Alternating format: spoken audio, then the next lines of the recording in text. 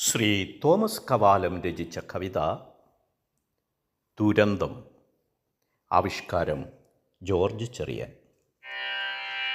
വയനാടു ജില്ലയിൽ വയലേല തോറും ഞാൻ വെറുതെ ഒരു നാൾ നടന്നു.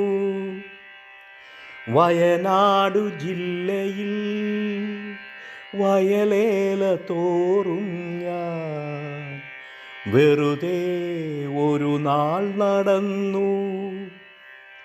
വറുതി തന്നാളു കഴിഞ്ഞൊരു ദിനം വൻദുരന്തം വന്ന നാളിൽ.